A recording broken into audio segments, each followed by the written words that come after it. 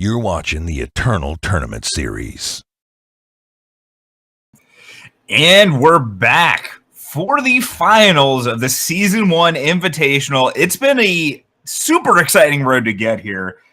I, of course, am Mark, a.k.a. chibikawaii. I've got Sir Rhino in the booth.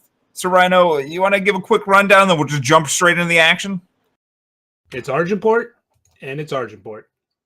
Damn. That's insightful. That's about as easy as it gets, right? But the games themselves are not going to be easy. And aReNGee is on a slightly different list than TonyG. There's some minor changes. An Annihilate and a Vanquish in the main deck, full force sabotage, 0 finest hours. But the units are exactly the same from top to bottom in terms of counts. It's just aReNGee has 0 Auric Runehammers, full 4 Inquisitor's Blade. So I'm going to make a bold prediction. Mm-hmm. All right. I'm going to say that Argenport's going to take down the Invitational. Yeah, but in how many games? Oh, man. I'm going to say at least 3, but no more than 5. Okay.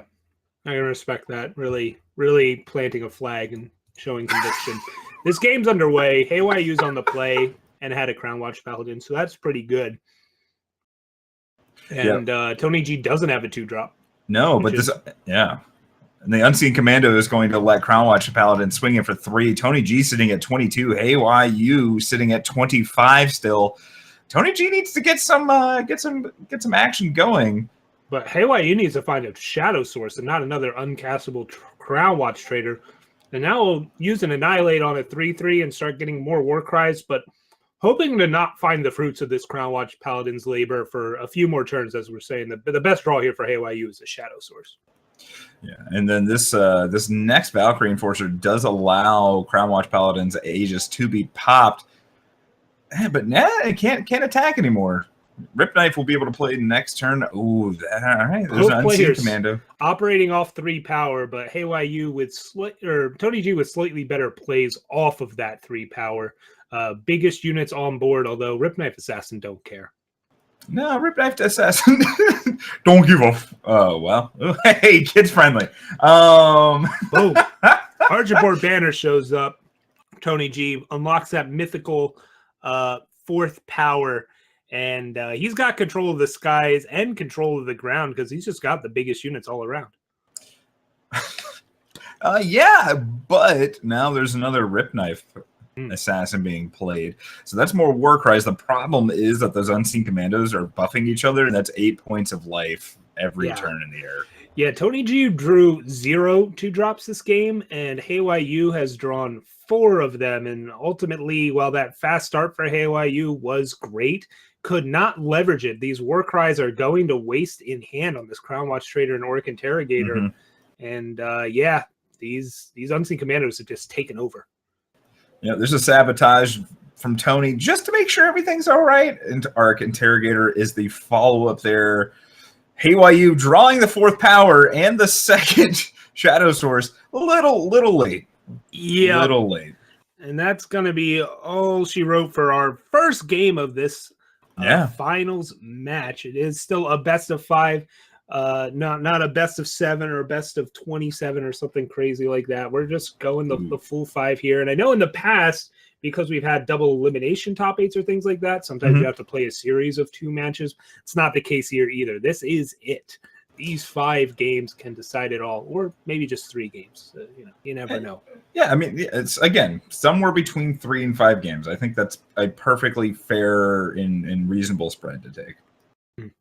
So with that, we're getting back in. No sideboarding just yet. And I actually like aReNGee's hand. They do not. They needed another power in order to be able to really curve out. Mm-hmm. They're a little slower. However, they do get to scout. Yeah, so now TonyG is the one with the 2-drop heavy hand, and aReNGee's hoping to find some 3-drops to dominate this board going forward. Both players just scouting away things they don't want to see, and we'll see if aReNGee can find something to impact the board. As right now they're behind. Yeah, it's going to have to be pretty impactful as Tony G is going to be able to play that Bloodletter and make a 5/4 Crown Watch Paladin if they so choose, or they could just go ahead and play out another one of the Rip Knife. I think I like the Bloodletter though. Yeah. Yeah, wow. They just slammed the Bloodletter. I like it. Go aggro. It's the most power efficient play in that it's using all 3 of your power, and the next turn you'll get to use up all 4 of your power. But it lines up really well here against Trader. It of course is a bit worse against removal, and HYU is packing a bit of extra removal, but this gamble pays off for Tony G, no doubt about it. Yeah, now both Rip Knight Assassin and the second Crown Watch Paladin both get to enter play here. Unfortunately, though, HYU's got 2 Tavrods and a Bloodletter of their own. Yeah, and this is kind of like what happened last game, right? One player had the aggressive early start, but not the right stuff to back it up, although at least in this case, Tony G can cast the things he'll be drawing. Meanwhile, HYU's got the strong standalone threats, and it's up to Tony G to find the answers to them. Yeah, so... yeah, because now Tony G can't even attack in with this Crown Watch Paladin. There's a Sabotage. Bloodletter is removed from the hand. With Rip Knife Assassin. Okay. I guess really valuing the war cries. Here they're going to be able to Vara's favor to get rid of the Arc Broker. And I think that's why they attacked with Assassin, is they weren't planning on Tavrod living here. They were really counting on it blocking that 5/4. Okay, which is completely fair. HYU draws a Sabotage. We might end up seeing Tavrod into Sabotage or Sabotage first. Gonna be disappointed. Well, actually, why do you do that? You know both of them are power. No, you don't, because they did play power. Right, they played one. They played, and Sabotage isn't getting any better going forward. Tony G's on 5 power. Just throw it out now. And boom, those war cries added up to one big broker. Tavrod is a 9/11. Never forget. Wow. Did you know that Steve Buscemi is a firefighter? I've heard such things. So now HYU, I think, is just going to play down the flyer. No, just slam it in the Tavrod. Wow. Boom. Finds an interrogation. It looks like it's going to pay off. It's 2. Wow. Oh, yeah. Boy. Loaded up. But Tony G will be able to respond in kind with the Tavrod in his own down the line. Was HYU, I guess, was banking on... well, you can't bank on finding an Auric Runehammer when they're all in your sideboard. There's 2. No. Yep. Nope. All on the sideboard.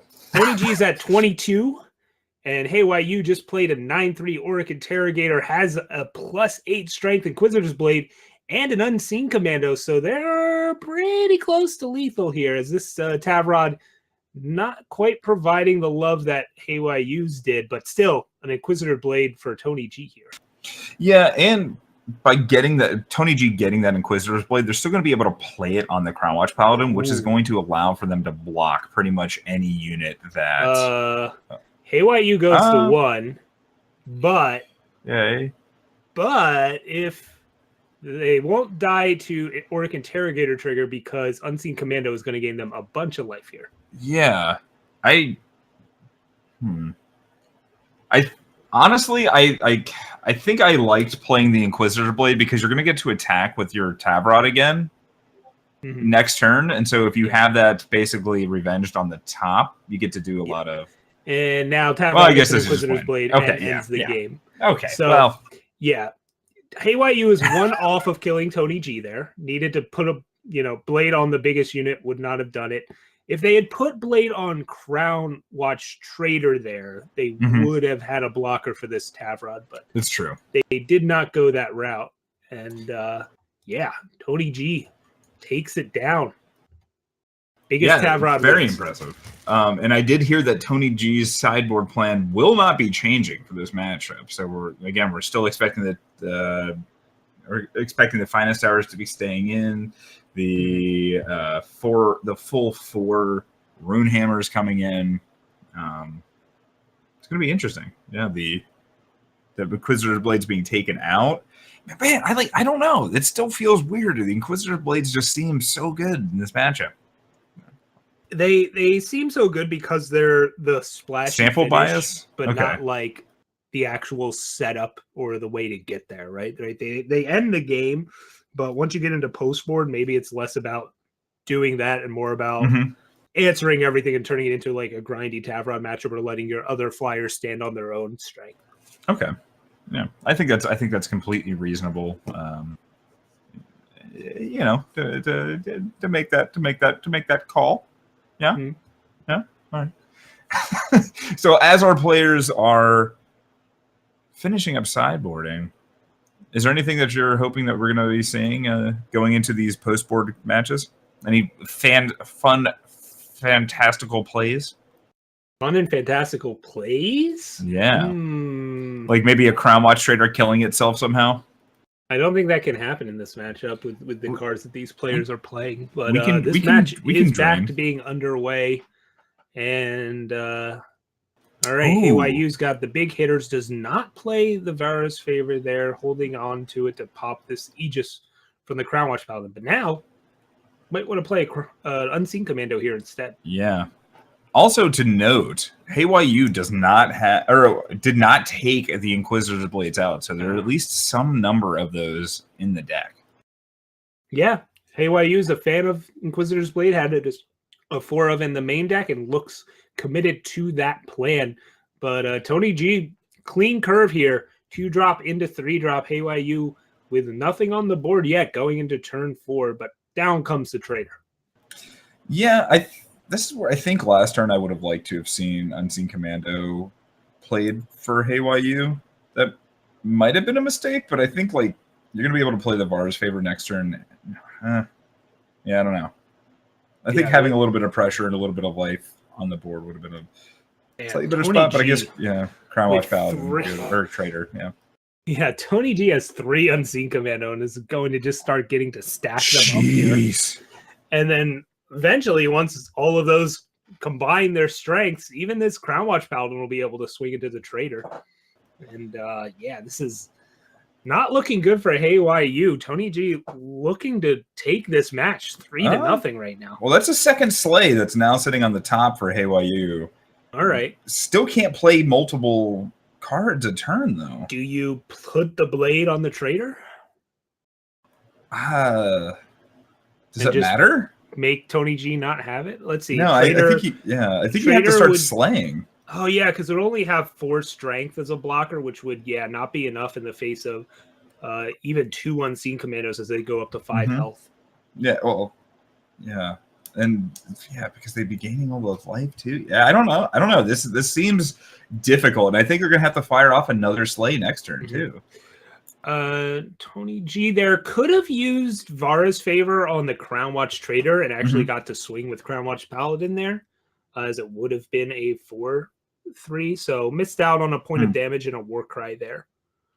But very good point. Those little things can matter. Not sure if it will here, as this is a lot of Unseen Commandos out from Tony G right now.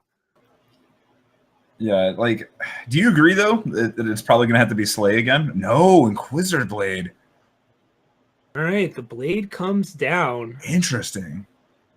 But as we said, this will be a 4. That's a Finest Tower! Okay, but it's a 4. Yeah, so it's a 4. Oh, it's a 4/8. Okay, so it's still 1 point off. Yeah. It's still not a bad draw here whatsoever. Oh, I really don't like not attacking with Crown Watch Paladin here, though. Yeah, let's see here. No attack with the Paladin again. If they had attacked with Paladin last turn, got an extra damage attack with it this turn, I think that Finest Hour may have looked even to be lethal. But all right, Trader swaps, but Tony G is way too wide on this board. HeyYU can only cast 1 spell this turn. Just a whole host of 3-drops, didn't hit that 6 power to get them out. And Tony G with a swarm of 2s and 3s was looking to close this one out. This would be a very, very fast finals. I just don't see a way that they can get out of this, right? Valkyrie Enforcer puts one of the Unseen Commandos down, but the entire rest of the board is still getting a +1/+1 trigger. Yeah, and especially with the knowledge that Finest Hour is available. Yeah, exactly. That's what's really going to throw off any chances HeyYU has here. But down comes the Enforcer. Hawaii will even see the pause, know that Finest Hours there, swinging for 8, but Wow. it's looking like Tony G is just going to be the beat down here and get it done. Man, even an Auric Runehammer off the top, as if this game wasn't already sealed away. That's definitely going to shut any doors. Yeah, it goes and takes out the Valkyrie Enforcer. That's a blocker out of the way. Finest Hour is still in hand for Tony G. We see the A space come across. Blocks do not matter here. Tony G is going to be our Season 1 Invitational champion. Wow. Yes, Tony G, the master of all things meat and leather and dairy, showing true cow supremacy here and finishing this Argenport mirror off in convincing 3-0 fashion. Wow, absolutely fantastic. Congratulations, Tony G. And hey, you know, not too shabby making it into the finals yourself, you know? That's a pretty good showing for first Invitational ever, first season ever of ETS. Yeah, you know, just casually. See, but that's an example. Somebody that decided to, you know, take that plunge, get in there for the free Eternal Tournament series action. Well, you know, it's still going on. Wow. Congratulations again to both players. I don't know, Ryan, you got anything to say before we kick this bucket over to Recounter?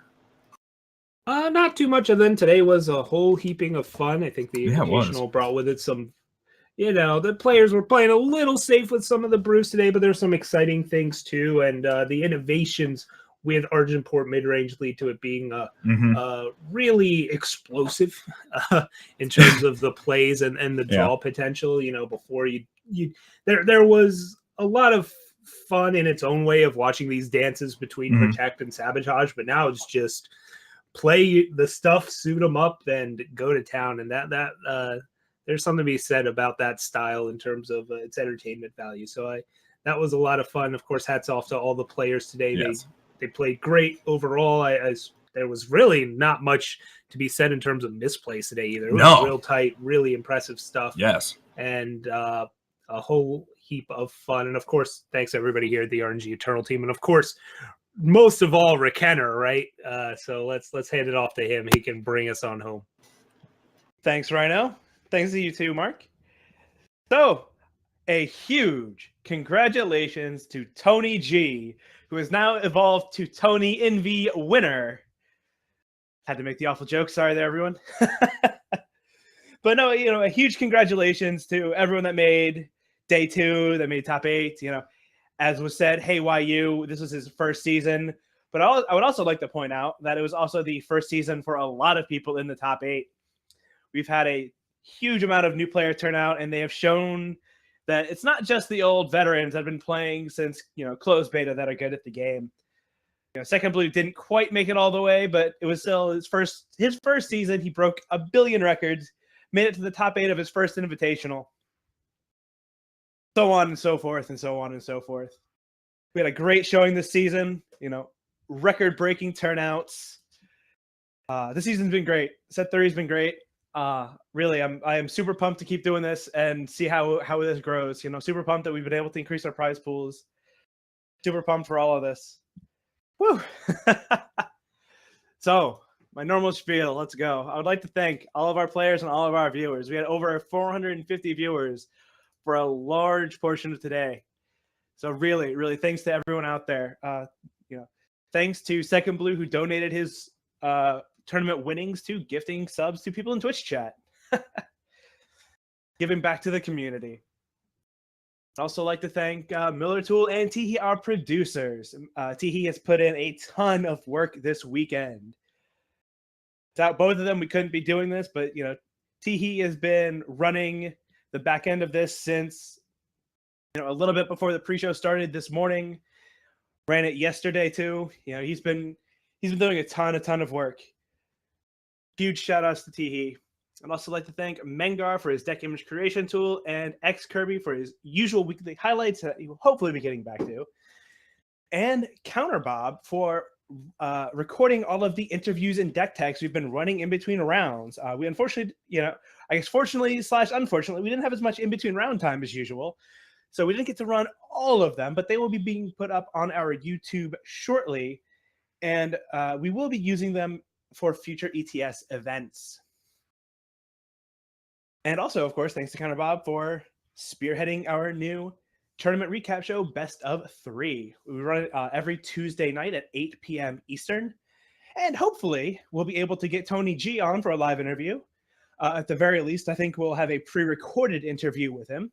So come and check out his thoughts on, the Invitational, the meta, what he's going to do with his prize winnings. And we'll hopefully catch you that night. And of course, thanks to aReNGee himself. He's the founder of the website, the original tournament organizer, and the person responsible for a ton of behind-the-scenes work. He was actually supposed to be on the pre-show this morning, but he's unfortunately sick today.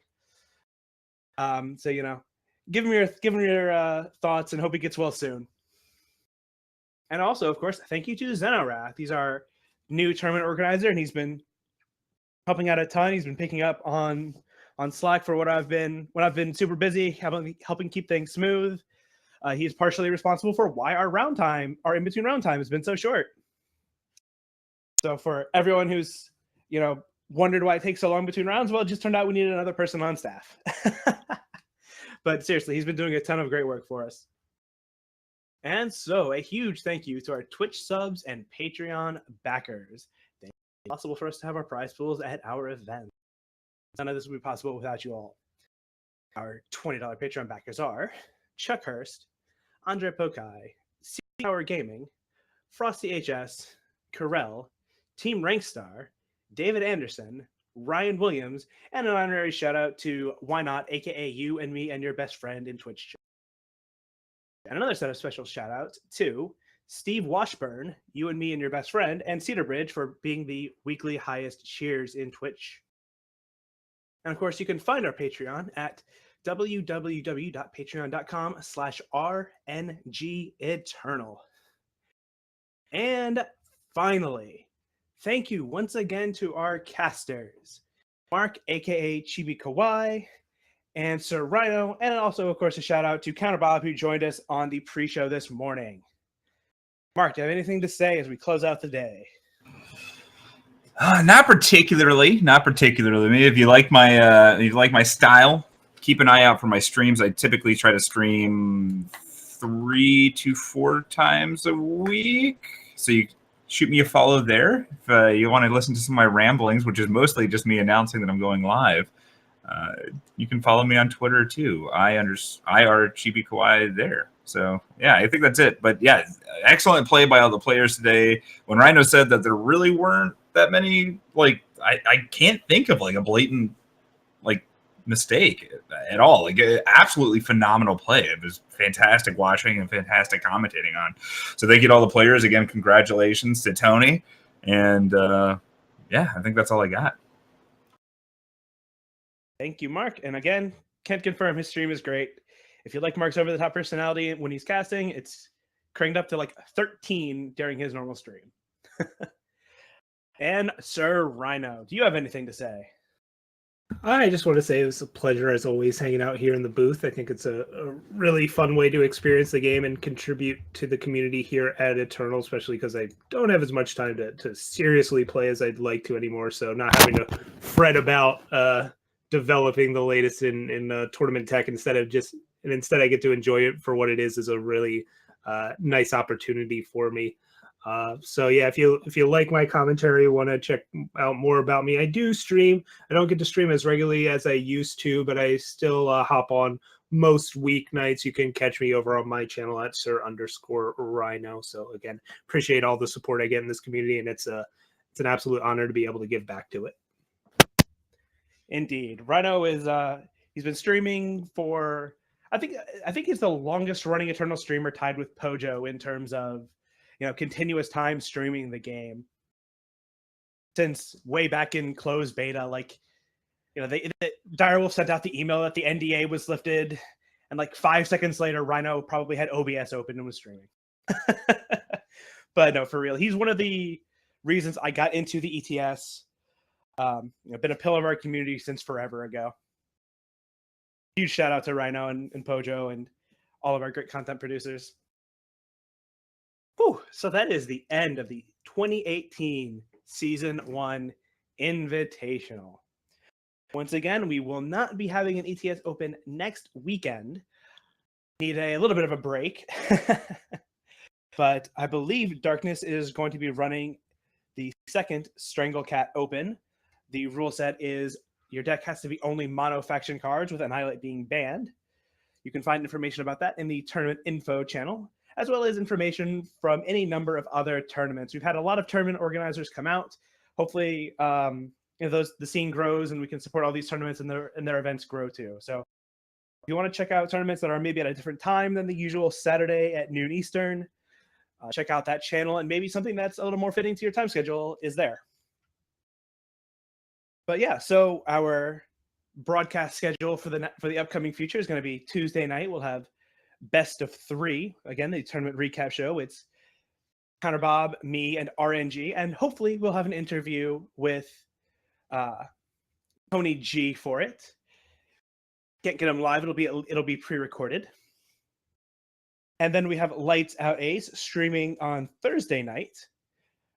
And hopefully he'll be able to stream Sunday now that Team League and LCQ and Day 2 of the Invitational aren't filling that up. But I believe he said he might be busy this weekend. Don't hold me to that.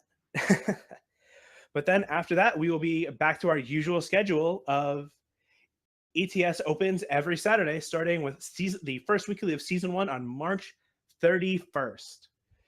So if any of you guys, caught this tournament for the first time and want to join in, well, it's free. It's open registration. Check out aReNGeeEternal.com/ETS or the tournament info channel on the Eternal Discord, which is discord.gg/eternal. And that is it for today's show. Everyone enjoyed the show? Have a good night.